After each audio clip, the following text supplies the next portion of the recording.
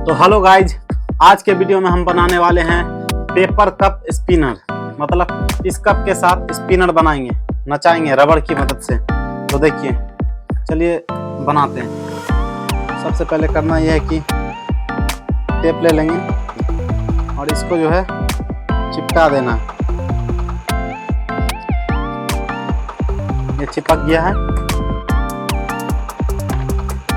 देखिए ये इस तरह चिपका लेना है कप को। और उसके बाद करना यह है कि रबड़ को काट लेंगे। ये बन गया है।